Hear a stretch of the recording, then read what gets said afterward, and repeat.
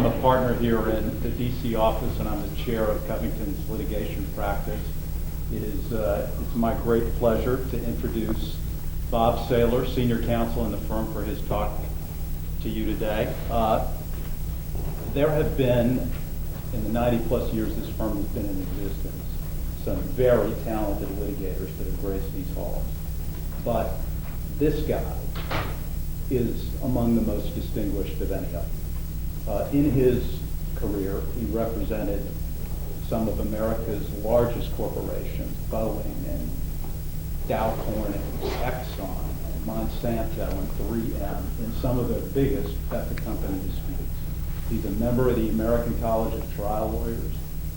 During the time that he was practicing actively, he was regularly ranked as one of America's top commercial litigators. On the National Law Journal's list of the most influential lawyers in the United States. Not only had my job as the chair of this firm's litigation practice, but was the chair of the litigation section in the American Bar Association. In addition to being a trial lawyer and a talented commercial litigator, he invented this insurance coverage practice at Covington that I suspect many of you have heard about. I mean, it's now 100-plus lawyers in this firm, $15 billion in recoveries for policyholders. That started in the 1980s when Bob Saylor said, hey, for all of these long-tail products claims and environmental claims, I think there's insurance coverage. I don't think enough credit has been given to a far-sighted memo that was written by a young associate, John Hall, back in 1985. But it's all of that is true. That's that practice, which Covington continues to have sort of the premier practice in the world, was started by Bob Saylor. He is, as you can probably tell, a friend and mentor to me. We met when I was a summer associate like you in 1983.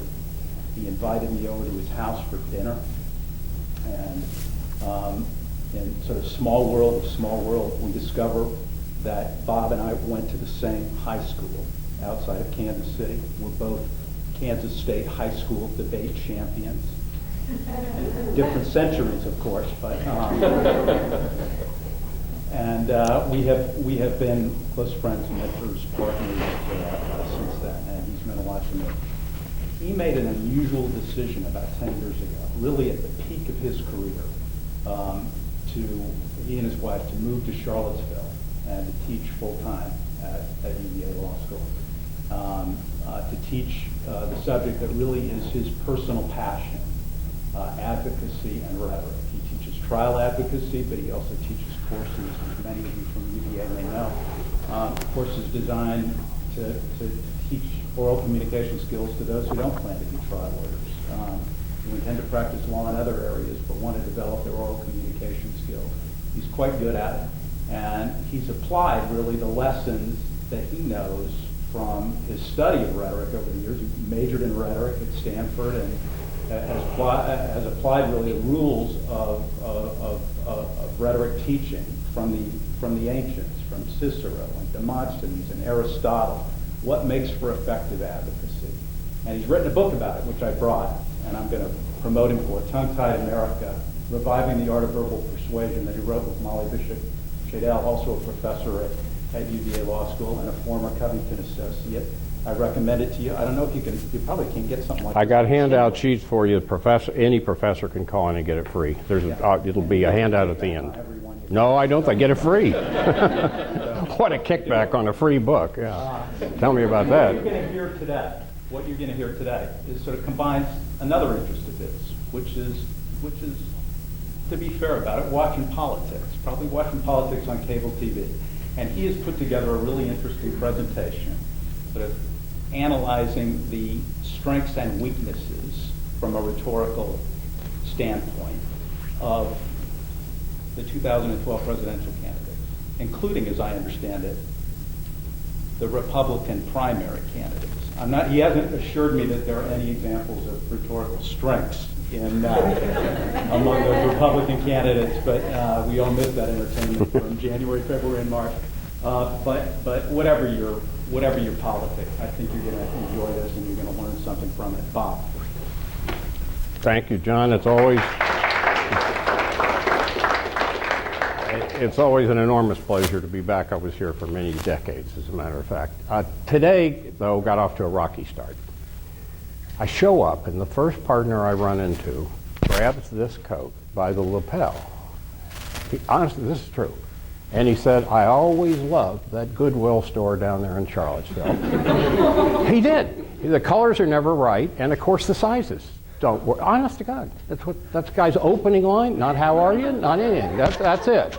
And so I looked at Keith Teal. I'll go to hell if this isn't true. Everything I'm about to say. And I looked at him. Let's see, the shirt would have fit him during the Korean War. It had been through 5 dinner parties unsuccessfully. He's got one half is tucked into his belt, kind of the other half is down to his knee, the other half of his shirt, honest to God. And his jeans, I guess he's got on something, have been slept on since the Korean War. And so I paused, and I said, "Keith, do you really want to go there with me? You really want to do sartorial splendor with me? I've never been accused of sartorial splendor." And he paused. And then he said, "Okay, I authorize you to tell the summer associates today that you look right fine." And I do, don't I? Campaign of 2012, deeply disappointing to a lot of people. But to one doddering old fool, it was Christmas every day. Oh, was it ever. And that's what we're going to talk about, is the Christmas. Never have so many tales, lessons of advocacy been taught in such exquisite detail as during the campaign of the last year. It really did start about a little more than a year ago. So let's go there. We're going to start with the primary. It actually started back in last spring a year ago. One thing that happened was Congressman Ryan comes out with a big plan to change Medicare, Social Security, cut a lot of social programs, whatever, a big plan. Newt Gingrich is beginning to run for president. This guy, the congressman's getting all the ink for his plan. Newt didn't like it. We go to May 15, 9:30 in the morning, a Sunday, meet the press. Newt's asked what he thinks about this Ryan plan. This is what he said. Do you think that Republicans are the public opposition and really move forward to really change Medicare, turn it into a voucher program where you give seniors some premium support and so that they can go out and buy private insurance? I don't think right-wing socialism is any more desirable than left-wing socialism. I don't think imposing radical change from the right to the left is a very good way for free society to operate. I think we need a national conversation to get to a better Medicare system with more choices for seniors. He stuck to his guns Monday, the 16th, Tuesday morning, the 17th. He took some flack. He decided it was time to slightly tweak that message that 40 million had heard meet the press Sunday morning, Tuesday night. 2.5 days later, here's the slight tweak to the message. And so we say on the record, any ad which quotes what I said on Sunday is a falsehood.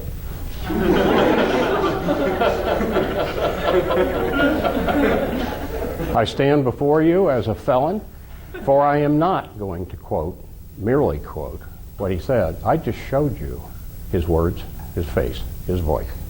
I have committed a crime by the lights of Newt Gingrich. That has never happened in the history of American politics. If you say what I said to 40 million people 2.5 days ago, you are a liar. It's never happened. But the campaign, in every respect, the primary campaign was unprecedented, remarkable. Holy cow, look at all this. 9 candidates, a lot.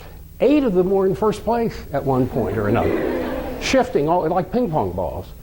There was more money spent on the Republican primary than on all other primaries combined in the history of the United States. That's a little remarkable. Volume of negative ads. The bean counters looked at the governor's ads in Florida, and he admits this. 95% of hundreds and hundreds of ads. Attack, attack, negative, negative. Not I'm good, not here's my case, that other guy's a jerk. Right, 95%, that's a high percentage of don't worry about me, worry about all these other guys. The condemnation of the rhetoric of the Republican primary, of course, came from the left wing. And Democrats, that always happened. The non-campaigning party says the other guys are jerks. Yeah, okay. Here's what's remarkable. That's a pretty good all-star list of conservative writers and thinkers and opinion shapers. Every one of them, and that's a partial list, all thundered that the campaign had been horrible. No words minced. Mrs. Bush, worst campaign ever. McCain, it was a Greek tragedy. George Will, neither of the remaining two candidates, by then it was Santorum in the presidency, even qualified to be president. Imagine George Will getting those words out of his mouth. Who does that mean is going to be president? Obama's going to win again. Krautheimer. Look, these are the conservative, some of them, conservative leaders are saying it's a circus show. Even Scarborough, there's no way Romney can win after that primary. It takes us then back 2,000 years. This circus. Plato and Aristotle, the greatest fight between two distinguished philosophers in the history of the world, really. Plato was the teacher and mentor of Aristotle. They fought. Their last 10 years, they did not speak. They had been dearest friends. They shared a lot. But they split over rhetoric. That's what the fight was about. It takes us back to that, and that's what I'm going to talk about. Who won? Is rhetoric pernicious? Plato, too scary, or is it important, exalted? Aristotle. I'm from the Aristotle wing. I believe in that in part because I discovered this as a direct quote. Aristotle once wrote, "The bald man should not therefore be considered mutilated." Yeah. That is my guy. All right, I like him. Is there any, who won? Who's winning? Those guys are turning over in their graves, arguing with each other right now. Look what just went on in the biggest country, most important country in the world. What's it say about rhetoric? Does it scare you? Does it exalt you? Plato against Aristotle. Plato's view was that rhetoric is fluff. It's not academic enough, right? He was comfortable in the world of theorems, science, math, things that could be written down and proved, and he was great at it. Aristotle was good at that too. But Plato said, that's all I have confidence in. Oral rhetoric, which is what the fight was over, invites distortions. Have you heard some the last year? What are you going to do, Plato said, about the bad man? Aristotle, you're teaching these guys to be gifted, moving, eloquent. What if it's a jerk? What if it's a mean character that's going to rabble-rouse? Okay? What are you going to do about that guy? All you are is a sophist on steroids, Aristotle. And what are you going to do about the bad audience? Plato got very disdainful of people by the time he died, after his mentor was poisoned, Socrates. And he turned on democracy across the board. He said, the people out there, most of them are intellectually lazy, many of them are uneducated, and they can be whipped up into tribes, into mobs. I'm worried about the bad man. I'm worried about the bad audience. I don't like democracy. I don't like rhetoric. Aristotle said, come on. Yeah, there's a lot in the world of theorem provability, yeah. But also there's a lot that goes way beyond that, of common sense, judgment, how you deal with people. And even in the square in Athens, we deliberate public policy on the basis of presentations made orally. There is more to dealing in this world and with people than the ability to prove something on a piece of paper. It can be a rigorous discipline. He wrote the most rigorous academic text I've ever read, called The Rhetoric. And he analyzed all of the different fallacies, analogies, analyzed everything, and put it in a book that's almost impossible to read for a guy who believed in simplicity and brevity. He said, I am going to make it an academic discipline. It should be taught, it should be learned. The ability to be effective on our feet. I too, he said to Plato, worry about the bad man. I am not going to be teaching badness. I'll do everything I can to stamp it out, and over time, the bad man will lose. It may take years, but over time, be patient. Great advocacy will trump evil advocacy. That was the fight that ended their relationship. And Aristotle lost. Aristotle's academy was crushed. Plato won. And rhetoric died for the teaching of rhetoric for 1,000 years. Darn it. Most of us take very seriously the teaching of Aristotle. And I think almost all great trial lawyers, great speakers agree the gold standard of effective persuasion, communication orally is Aristotle's trilogy, which I've added one to, the trilogy plus one. And that's all I'm going to do, is analyze what you've just seen through the trilogy. Number one, he put ethos. Like me, maybe most important. Find me credible, trust me. For if you do, I'm halfway home, but only halfway. You'll be receptive to my case. But you gotta like me. You gotta trust what I'm saying. If you do not, I cannot win. I have never seen a person lose the ethos battle and win in court or anywhere else. If you don't like somebody and think a cheap shot artist, snake oil salesman, cocky, arrogant, it's a ballgame. He put it number one because he thinks it is number one. Ethos. Pathos. Yeah, we're all human beings. You got to be able to engage the heart, feelings, and it's good to be able to do it, but you got to be real about it. He mostly wrote, watch out for the misuse of pathos. What if your pathos is over here and half the crowd is on a completely different feelings level?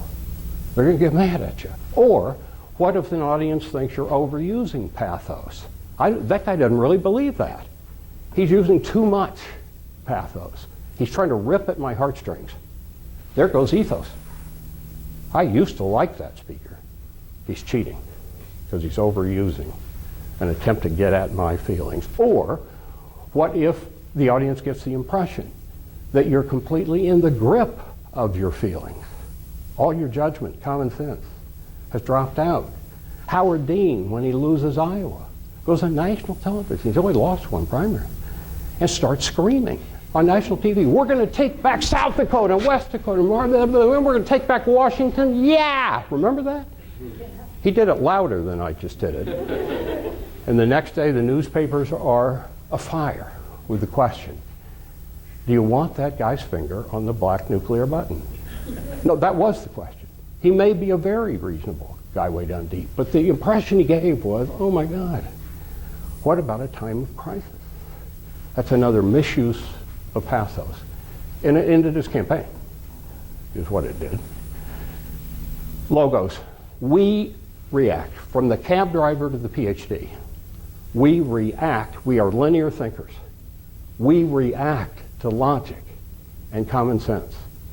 But it has to be clear and simple.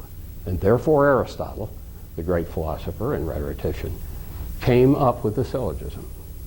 Major premise, minor premise, conclusion. We can follow that. You better prove the major premise and minor premise are true and that they're connected to the conclusion. But if you can keep it that simple, people are going to listen. We are linear thinkers. Don't ever underestimate. I'll tell you from a jury, everybody says juries are smart collectively. You better believe they're smart collectively. I've never seen a jury go wrong. They get it. Delivery. It's not part of the famous trilogy, but he took it just as seriously, Aristotle did. He developed an academy, and they spent 2 weeks. Folks would come in all day, every day, working on gestures, eye contact, pausing, cadence, movement.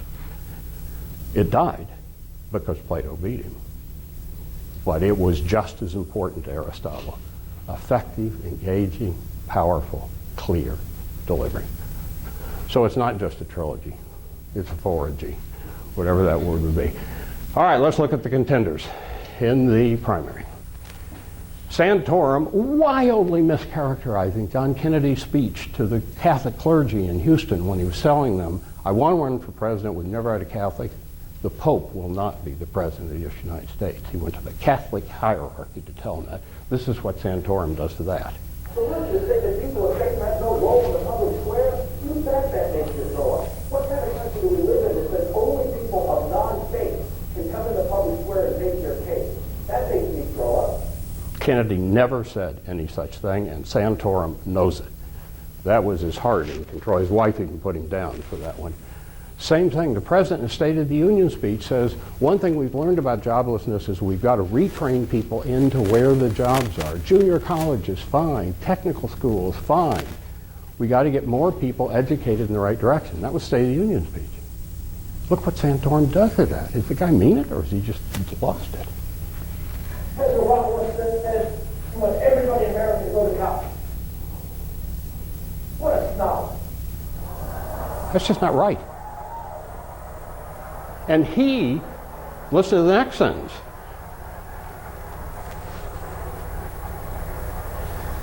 They're good, decent men and women. Go out and work hard every day. And put their skills to test that aren't taught by some liberal college professor and trying to indoctrinate them. College is just indoctrinate everybody. The college was bad. The guy had 9 years of college degrees himself. He only has one kid eligible for college, and where did the kid go? To that cesspool of poison. College. Send him to college. It's just crazy to attack all of collegiate America, for God's sake, when you've got 3 graduate degrees. We back to Gingrich. If we can get back there. He doesn't like a decision out of a court somewhere. I've forgotten what decision he didn't like. Goes on national TV again. If I can get it to play. Maybe I can, maybe I can't. Things you say is that if you don't like what a court has done, then Congress should subpoena the judge and bring him before Congress and hold a congressional hearing. Some people say that's unconstitutional. Well, I'll let that go for a minute. I can see it from a practical standpoint. How would you enforce that? Would you send the Capitol Police to arrest him? You had to. Or you instruct the Justice Department to send the U.S. Marshal? He doesn't like the decision. He says, A, the Congress, which has a 10% approval rating right now, should be able to reverse any court decision they want to, should be able to bring the judge, the deciding judge, in and subpoena them for hearings, and should be able to fire at will any judge they disagree with. That was his position. Dang it. That's it. What the founders worried the most of all, Federalist 73, about protecting the judiciary. It doesn't have guns, it can't raise money, we've got to protect it. And here comes a presidential candidate saying we should be able to fire them all. Of course we all get mad at some decisions, but fire, subpoena, fire them? God. Here's another great idea, Newts. By the end of my second term,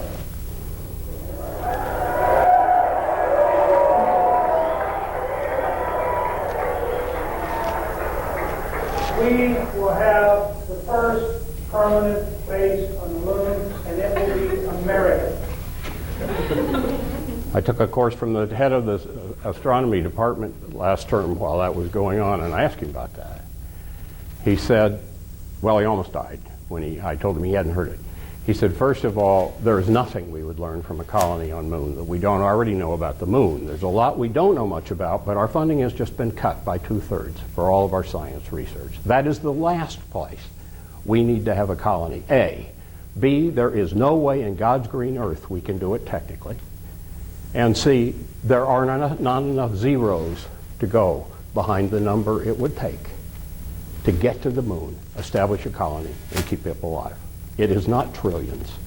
It is bigger than trillions. And we can't do it. And it has no scientific value to us at all. Other than that, great idea. Okay, the governor. It balances the budget in 2020.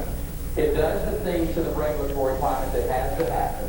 And I will tell you, it's 3 agencies of government when I get there that are gone. Commerce, education, and the, what's the third one there? Let's see. Oh, fine, okay. So, commerce, education, and EPA, there you go. It gets worse. No, so we're talking about agencies of government. EPA needs to be rebuilt. But you can't come on, shut it off. The third agency of government, I would do away with the education, commerce, and let's see. I can't. The third one I can't. That was really a twofer. I mean, everybody can gaffe and forget something out of a list, I guess, but that was kind of the essence of that debate for him.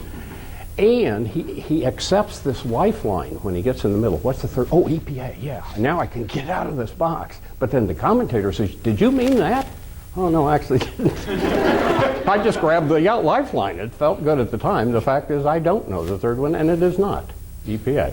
That was a whopper.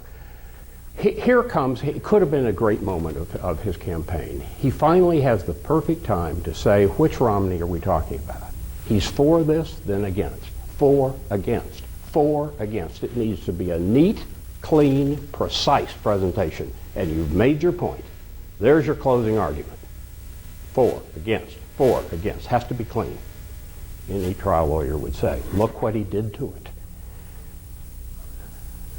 I think Americans just don't know sometimes which Mitt Romney they're dealing with. Is it the Mitt Romney that was on the side of against the Second Amendment before he was for the Second Amendment? Was before he was before these social programs from the standpoint of he was for standing up for Roe versus Wade, before he was against Roe versus Wade, he was for race to the top. He's for Obamacare, and now he's against it. I mean, we'll wait until tomorrow and see which Mitt Romney we're really talking to tonight. Governor Romney? Look, that guy was not only... Nice try. That guy was not only ahead in the race for the Republican nomination, but far ahead at the beginning. Double digits. Close to becoming President of the United States with the current president having the economic problems we know about. That guy came close for a while. You tell me what condition he was in New Hampshire. I'll just show you a little of it. I'm not going to say Or that.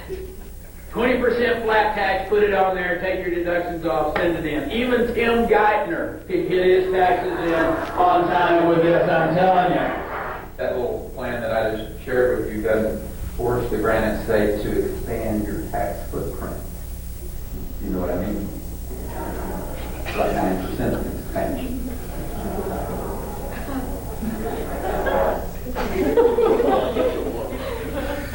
this close to president. Logos and delivery, real big problems.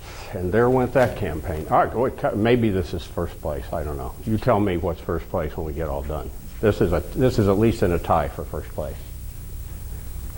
We know there was slavery that was still tolerated when the nation began. We know that was an evil, and it was a scourge and a blot and a stain upon our history. But we also know that the very founders that wrote those documents worked tirelessly until slavery was no more in the United States. And I think it is high time that we recognize the contribution of our forebears who worked tirelessly. Men like John Quincy Adams, who would not rest until slavery was extinguished in the country. The first question for you all is, how did the founders work? tirelessly. What is going on? She claims the Constitution and sometimes is equivalent to the Bible in her thinking. Really important. Pay attention to the Constitution. Slavery is 3/5 written into the Constitution. What about that dust-up in 1860? Has she never been to Monticello or Mount Vernon with all the slaves' quarters? How could any more than 9-year-old kid, and I've tested it with my grandsons, not know that one of the great things about the Constitution was not that it got rid of slavery. Everybody knows it. And she's close to the presidency, maybe. And she's out there doing that. Doggone it. Logos disaster. Well, I don't know. Is this close? Libya, big deal. For months, the issue is, do we go into Libya or not? Gaddafi's taking his forces west and says he wants to eradicate 200,000 people. What do? Do we send grounds in? Do we send bombs in? What? We work out this deal with NATO to carry most of the load. We lose not one drop of American blood. We get African nations to say, yeah, and we pulled it off. You could say we should have done more, less, but you know we had the issue. Nothing more debated than what do? The guy's moving west. He's about to kill a bunch of people. After it was over, and my own view is it worked out pretty well for us, the press asked Herman Cain what he would have done about Libya. President Obama on Libya or not? Libya.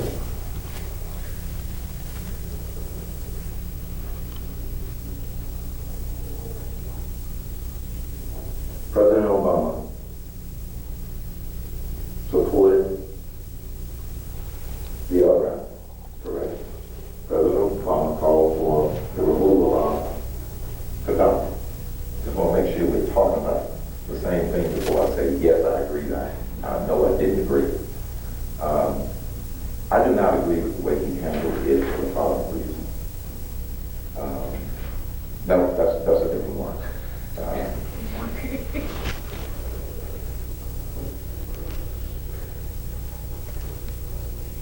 I gotta go back. See,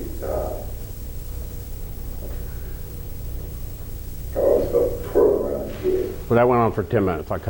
John yelled at me to cut it off. I'll cut that off. Again, up, first place part of the time. Why did they run this as their first and major and most expensive ad? This is just the end of it. Keep this country back.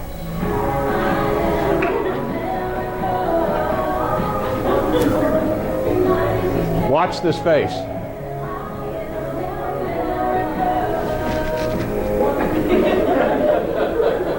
That was before all the sex stuff came out, the sexual harassment. If that isn't the most salacious grin in the history of the world, I will eat the hat that I don't have.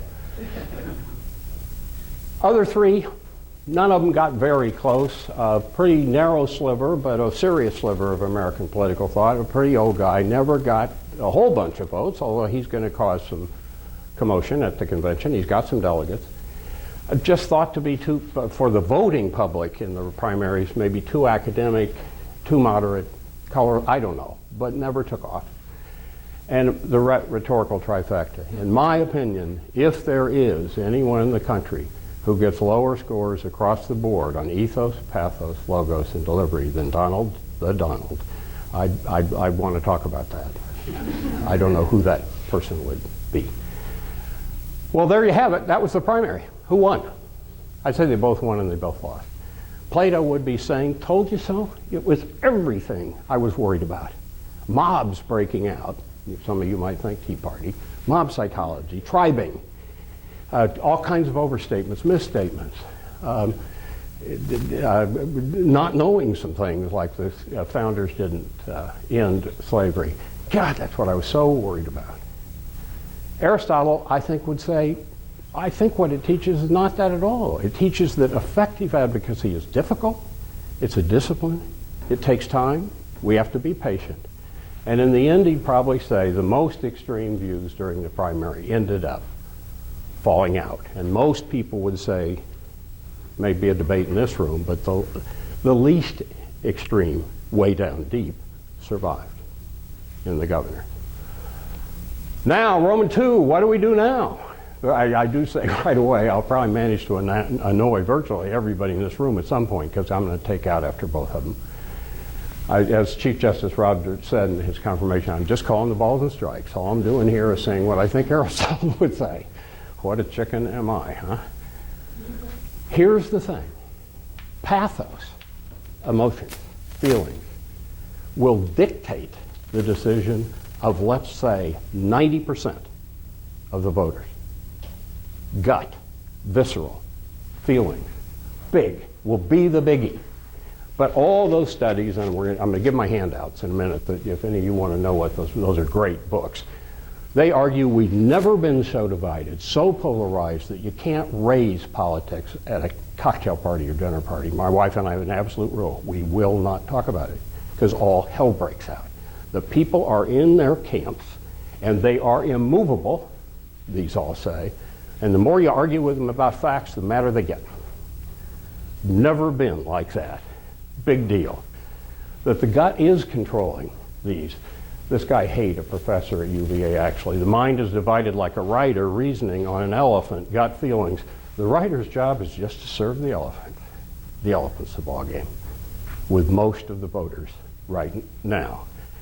Analyzed that way, the primary was just a minuet of elephants, all basically fighting for which could be called the most seriously conservative. There wasn't a frontal collision of, darn it, this is what I think the world is all about. Listen to me. I differ with you so fundamentally that we can't talk about it at a dinner party. That's where we are now. Gut, visceral feeling, impossible to alter.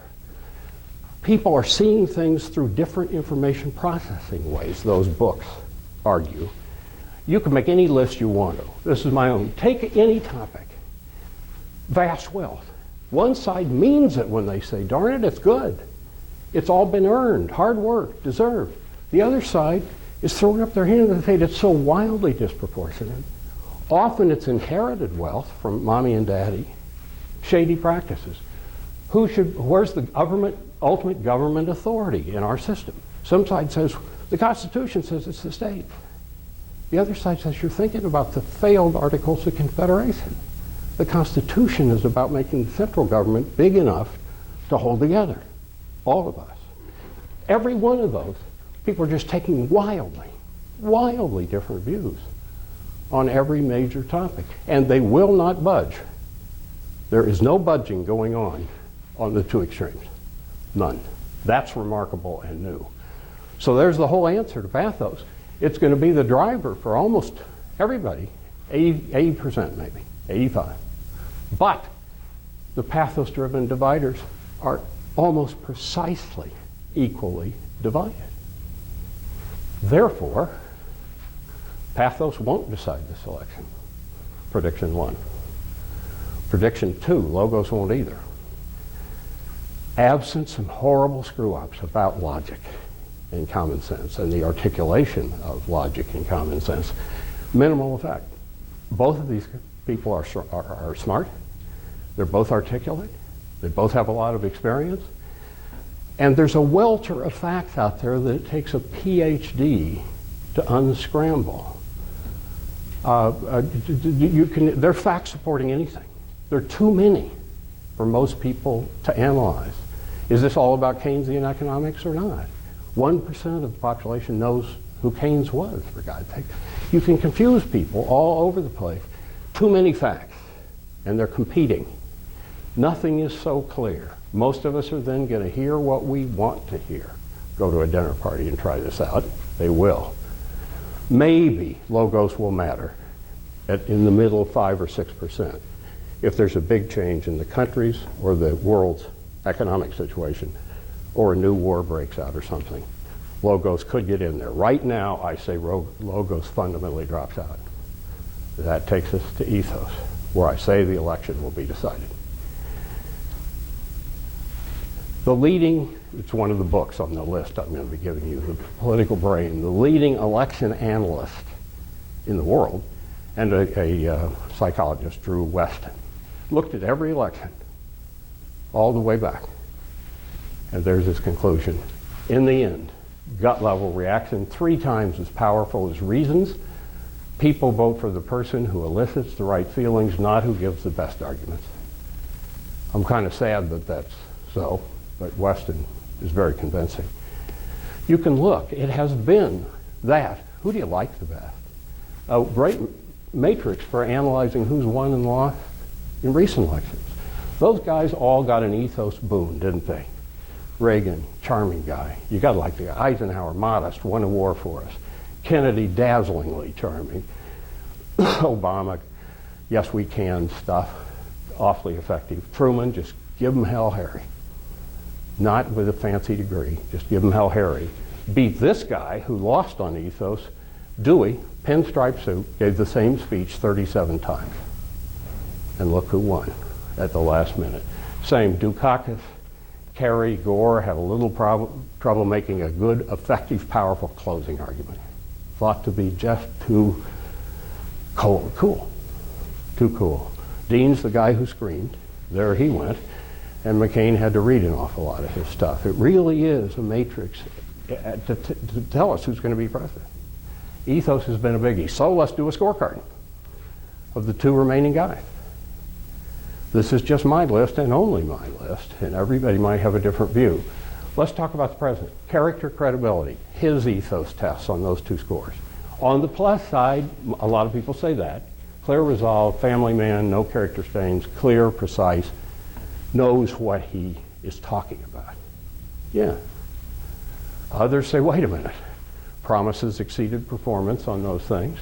Perceived as too anti-business or pro-government, the venture capitalism attacks, some of which were over the top. Occasional misstatements. He was heard talking to the Russian premier saying, as soon as I win the election, I'll have more flexibility. We can do a deal. That was picked up by not a smart thing to say. And this one, he's really gotten pounded for this one. The truth of the matter is that, as I said, we created 4.3 million jobs over the last 27 months. Over 800,000 just this year alone. The private sector is doing fine. That's just not bad advocacy. He meant to say the private sector is doing better on jobs than the public, and beyond that, the private sector is doing pretty well. The stock market's almost doubled in the last 5 years from 7 to 13. Corporate America has in their reserves $5 trillion unspent. And the problem is those jobs down lower. And if he'd said it like that, okay, but he gets a sentence like that out of his mouth, and it's not a smart sentence, and it really hurt him. Likability. Do you like the guy? Boy, here is a division in spades. When my wife and I see this on television at 7:30 one morning, and then to know that Reverend Al Green was here.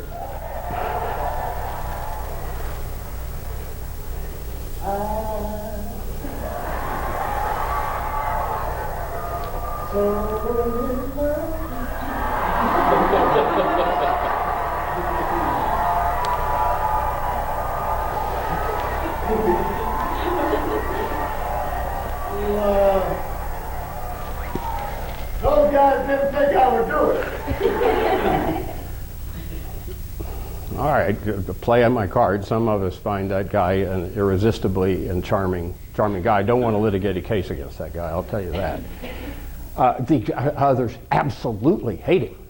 And the more charming he is and the better speaker, the madder they get. There's a powerful block down there of loathers of the president. And I think the governor doesn't have that problem. That's my old gray, admirable life story. My God, a single mother on the plains of Kansas where I grew up, but I didn't have a single mother, and goes all the way to president of the Harvard Law Review and the United States. It's not bad. Cool dude, calm, very hard to shake him. We worry about that in times of crisis. That's probably a good crisis guy. But the other side of the same coin, of what I just said, maybe too cool. Maybe that suggests haughty. Too cold and calculating. The loathing team. The more you say yes we can, and the more you dazzle us with charm or rhetoric, the more we hate you. Go to a barbershop. People can shake talking about the president. They hate him so much. Pretty remarkable. I worry about the haughtiness issue. I worry about the arrogance perception. Listen to how many times he says "my" in this 10 seconds. Thank you, everybody. Today I'm proud to announce the newest members of my national security. My, Co-chairman of my, advisory my, my DNI, my. Director of National Intelligence. All the high government officials are not our or the, my.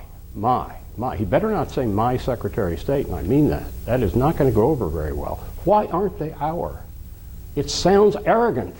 My, even of high officials. It's a bad rhetorical flaw, and it's unnecessary. Every single day he will say "my" to some government official. Watch him on TV. Bad. Scorecard on the other side. Character and credibility for the governor. Experience, sure. Strong family, darn right. Deeply religious, darn right. Others see as a minus. Credibility. My own view of the low point, and it hadn't come out much, I believe it will from now on, because I have mentioned this to some people. The very first Romney ad. And I'm sorry to stick in some MSNBC in between here. They had the clearest clips I could find showing their first ad. They don't show the president, they just record his voice saying something, and then we see what really happened. It is the most significant distortion in the campaign, maybe in any campaign. To me, this is an outrage. If we keep talking about the economy, we're going to lose. The ad makes it seem like President Obama said he'd lose if he kept talking about the economy. But let's take a look at what he actually said. Senator McCain's campaign actually said, and I quote, "If we keep talking about the economy, we're going to lose." 4 years ago, he was making the point that the other side will not talk about the economy, and they should not. And that was that speech 4 years ago. It's perfect if Obama has said it now. Hey, I don't now want to talk about the economy. It'll kill me. So what they did was get out a red pen in the chopping block and knocked out the words, "The McCain campaign says that," and left in, "If we talk about the economy, we will lose." That is really cheap. And when brought to his attention on national television, he said he didn't think that was clever editing at all. And besides, he said, what's sauce for the goose is sauce for the gander. At least in this kid's mind, that is not morally inspiring. That was cheap. And he thinks it was fine. Darn it. You guys, again, it's MSNBC stuff because they have the cleanest clips. I'm going to cut them out the next time I do this. Osama and GM. Look, under the topic of distortion, what he's done. Tactic, taking President Obama's successes and saying that he would have done the same thing, even though Mitt Romney is already on record saying that he would. Here was Romney trying out the new tactic last week.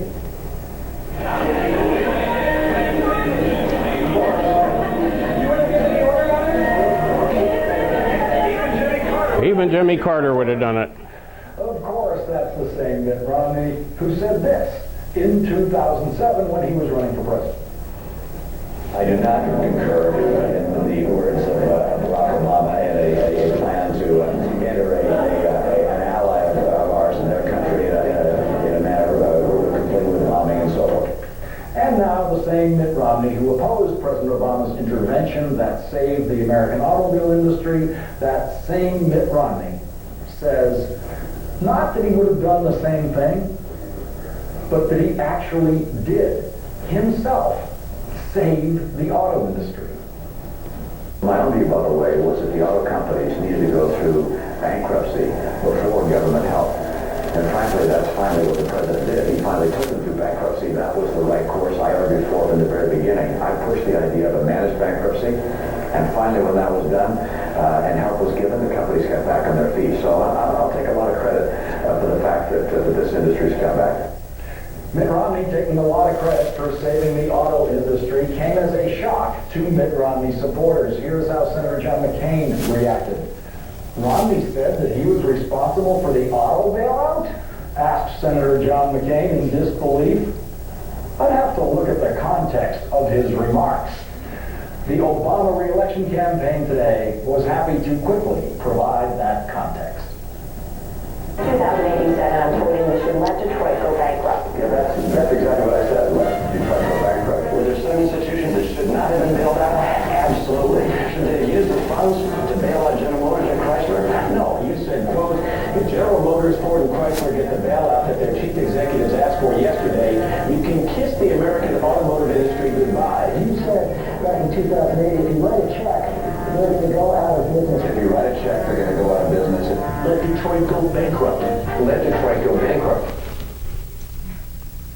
We're going to hear a lot more about that. His answer to that is what he meant was put them into bankruptcy and private money would come bail them out of bankruptcy. The only problem is Bain didn't offer to come in. GM was hemorrhaging money. The White House was on the phone for 2 weeks. Not one investment house did anything but laugh at them. No private money would have come forward to bail out General Motors. And he knows it. He's an idea man. He's a money guy. He knows that's the last place Bain or anybody else would have gone. We're going to hear more about that. Other C character is a minus. All of the flip-flops that have been talked about during the primary, he was for choice and against, race to the top, gay issues, immigration, trouble, and all of them. You can't do any worse in terms of, does this guy have a position that he's going to stick with, than starting off the primary with your number one guy doing this. Is there a concern that the pressure from Santorum and Gingrich might force the governor to tack so far to the right it would hurt it with moderate voters in the general election? Well, I think you hit a reset button for the fall campaign. Everything changes. It's almost like an Etch-a-Sketch. You can kind of shake it up and we start all over again. After 6 months of primary taking positions in 1,000 speeches. How about when Rush says about Sandra Fluke, the Georgetown law student, she's a slut, send me your sex tapes? Remember that? Remember Romney's entire response to Rush? That's not the language I would have used. End of response. That to some of us is not a morally uplifting position. The mandate, we all know, back and forth. When he did the mandate and the Supreme Court says a tax. First he says it wasn't a tax. It doesn't matter if it's a tax, in my opinion. And then he says it is. Okay, that's been all over the lot. Under credibility, there he is attacking the Supreme Court decision. In the interest of time, I'll keep going. Character and credibility, just position challenges he's facing. He does have to worry about pockets of supporters from kind of all over the place. It gave him trouble in the primary. He's got to deal with, I mean, you can call them extremists or people with deeply held views, but they're out here. They're not all mainstream.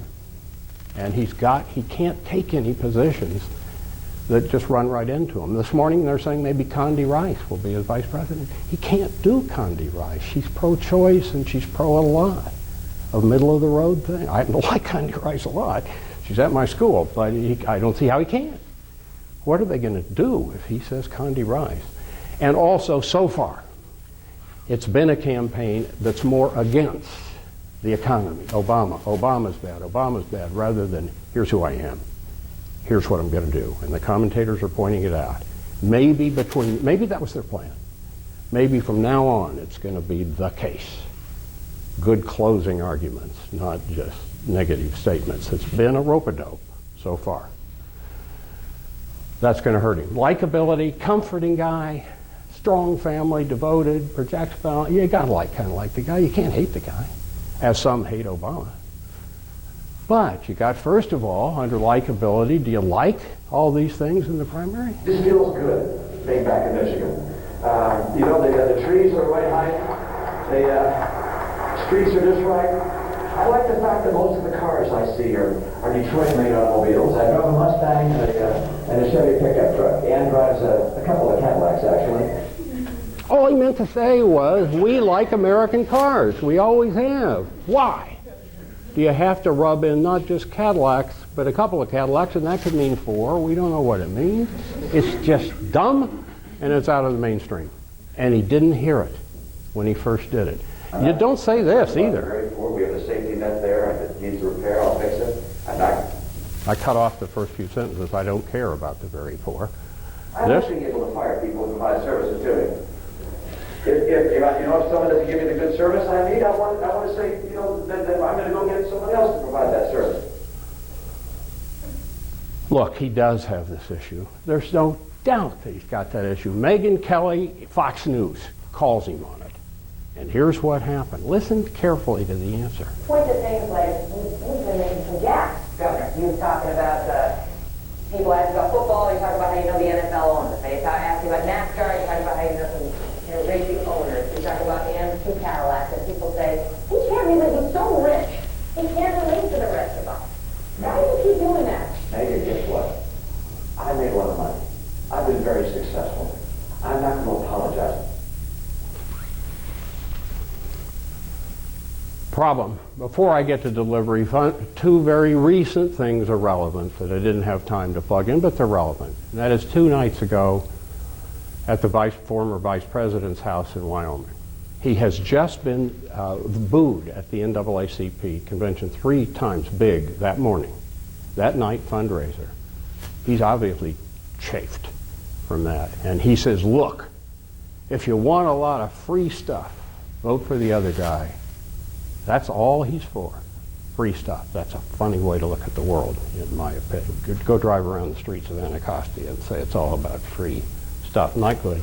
And this morning, the biggest news is a huge credibility issue that I think is going to explode big time. He'd been saying during the campaign, some of the Bain examples of lost jobs, crushed jobs, happened after 1999, and I left Bain in 1999. That's his main defense. Boston Globe yesterday goes to the SEC, 5 filings of him being listed as, signing as, acting as CEO, head guy at Bain until 2004. You're going to hear a ton about that in the next 20, already are. It's all over the news right now. There went his defense. Boy, to lie on an SEC form is a felony, as is being pointed out. He can't go there. He's got to say, yeah, I guess I really was in charge until 2004. And there goes that answer that I wasn't there when the bad stuff happened. This could become the tiebreaker. It could be just a tiebreaker. The debates could be. If this turns on just 1% or 2, I guess it could be. I think ethos is the biggest. Maybe delivery is a tiebreaker. The president, technically intimidating to most of us. His cadence, his pausing, his gestures, his movement, his timing, it scares some of us because the son of a gun is good at it. He's relaxed, he's comfortable, he's a wordsmith. He really does. When we show it to the class and we say, yeah, just do that, they all kind of giggle and point out we don't either, which is true. Ability to dazzle, he can. Yes, we can dazzle. This speech after the shooting in Tucson, said on all sides, McCain, Krauthammer, as the greatest American speech of the decade. That speech was unbelievable. Here was a young girl who was just becoming aware of our democracy, just beginning to understand the obligations of citizenship, just starting to glimpse the fact that someday she too might play a part in shaping her nation's future. She had been elected to student council. She saw public service as something exciting, hopeful. She was off to meet her congresswoman, someone she was sure was good and important. She might be a role model. She saw all this through the eyes of a child, undimmed by the cynicism or vitriol that we adults all too often just take for granted. I want to live up to her expectations. I want our democracy to be as good as Christina imagined it. I want America to be as good as she imagined it. All of us, we should do everything we can do to make sure this country lives up to our children's expectations. Say what you want to about that. I thought it was I know I can't do it, is what I feel. But wooden and stiff sometimes. No, over to the governor. Articulate, yeah, smooth, no notes, calm, but wooden stiff. He is going to have to come out of the rope-a-dope because the commentators at the debates are going to be very precise. Where the heck are you on this, exactly what's your plan? He's got an awkwardness problem. He was asked in one of the debates, will you finally release your taxes? Look at the way he answered the question. When you release yours, will you follow your father's example? Maybe. There's nothing funny about that. He does that all the time. He does it all the time. During another debate, everybody's given a fastball down the middle at the end. They say, is there any respect in which you've been misperceived as a candidate? Any one big message you want to give the American people about why you'd be a good president, and you think it hadn't been quite coming through. The guy's giving them all just this fastball. Here goes Romney. And to emphasize the government. I'm the only person. Is there a misconception about you? The question is a misconception. You get to ask the questions you want. I get to give the answers I want. Handlers teach people, and sometimes lawyers teach their deponents. Work whatever you want in somewhere around the questions. Nobody has ever been dumb enough to say, buddy, you get to ask questions. That's it for you. You're done. I'm the big boy. I get to answer any darn way I want to. That's just stupid advocacy. Horrible advocacy. So how to handicap the winner? There's my cowardly prediction. It's a fudge. Aristotelian matrix does give the edge to the president on ethos and delivery. Pathos and logos will drop out. It's the way I see it today. We'll see what happens. I have a final note. People constantly ask me, all right, you talk about this great division, and people are unshakable. What in the world is going on? And better yet, what's the solution? I have no idea to the second. Why this giant divide? I think so many people really have a different view. How are we doing on the fair allocation of economic and status reward? Most of us, reasoning fair people, would agree that those are the twin pillars of the organization of society and its allocation of rewards. Advancement based not on birth or wealth, but on superior talents or intellect. Mobility, we got to make sure everybody can move up without barriers. Those are goals of ours, but the problem is doubts abound, don't they? You got Shel Adelson, he's worth $22.4 billion, dropped out of college, dropped his wife, has made $22.4 off the vigorish 11% off of things spent by gambling addicts, really, in Las Vegas. How do you feel about that? Or the salaries of some sports, or Rush. How do you feel? Is that earned? Fine, let us. That's great. Meritocracy is a great idea. Is that really where we are? I think there's a deep disagreement about that. Is the cream rising, and only the cream? Is the cream curdling? Isn't there a downside to that allocation?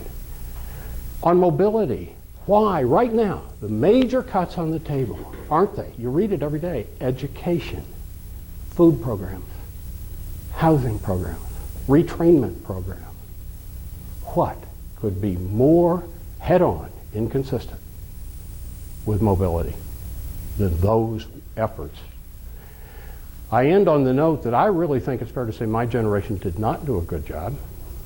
My generation has brought us here to a misallocation, an unfair allocation of those twin goals of mobility and meritocracy, and that it's up to your generation to fix it, and it's a tough battle.